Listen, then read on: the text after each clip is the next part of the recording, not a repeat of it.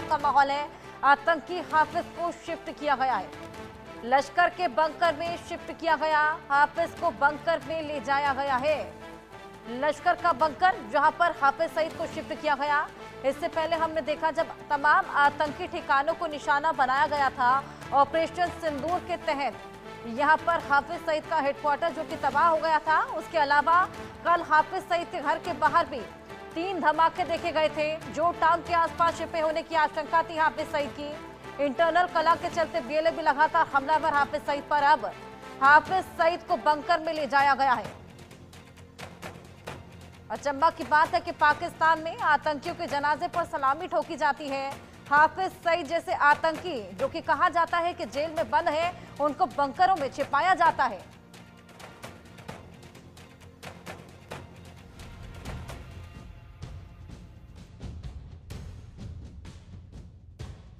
आतंक की तिकड़ी मिट्टी में मिली। सैयद सलाहुद्दीन, हाफिज सईद, मसूद अजहर को तगड़ी चोट। भारत की एयर स्ट्राइक, थर-थर कांप रहे आतंक। भारत ने ऑपरेशन सिंदूर से लश्कर तैयबा, जैश-ए मोहम्मद और हिजबुल मुजाहिदीन के कई ठिकानों पर एयर स्ट्राइक की है। बताया गया कि इस कार्रवाई में भारत के दुश्मन तीनों आतंकी सरगनाओं की जड़ें हिल गईं।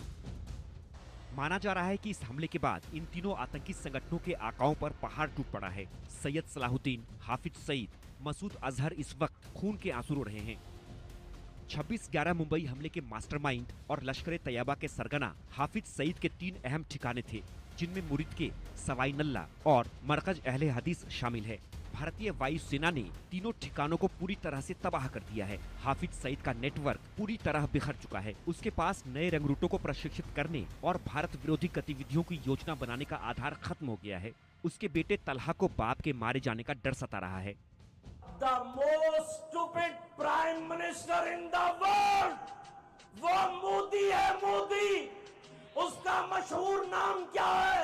The most stupid prime minister in the world। ये मोदी बदबख्त बहुत बड़ा जंगी मुजरिम है। इंटरनेशनल कोर्ट ऑफ जस्टिस वो मुंतजिर है हमारा पाकिस्तान की वजारत खारजा का कि जंगी जराइम का इर्तिकाब करने वाला मोदी, उसके खिलाफ आलमी सतह पर मुकदमा चलना चाहिए। जंगी मुजरिम उसको करार देना चाहिए। दावा तो यहाँ तक है, तलहा सईद का एक बॉडीगार्ड मुख्तियार अहमद भी ड्रोन अटैक में मार गिराया गया। ऑपरेशन सिंदूर 22 अप्रैल को पहलगाम में हुए विभत्स आतंकवादी हमले के शिकार मासूम नागरिकों व उनके परिवारों को न्याय देने के लिए लॉन्च किया गया था।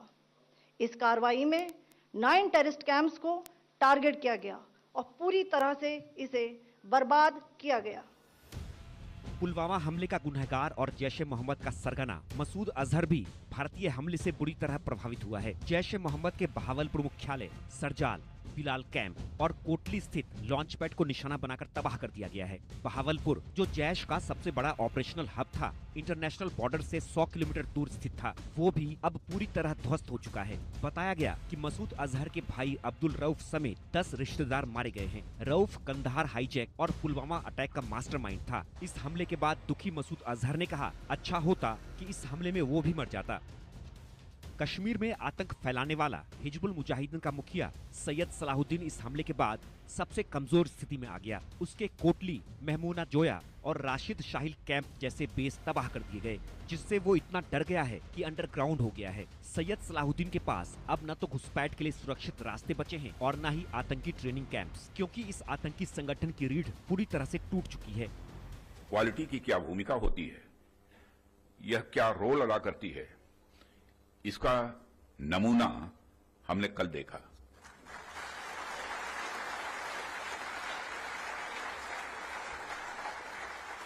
जिस प्रिसीजन के साथ यानी जिस सटीकता के साथ ऑपरेशन सिंदूर एग्जीक्यूट किया गया, वह अनइमेजिनेबल है, बहुत ही सराहनीय है। इसमें 9 टेररिस्ट कैंप्स तबाह हुए और अच्छी खासी संख्या में आतंकी मारे गए।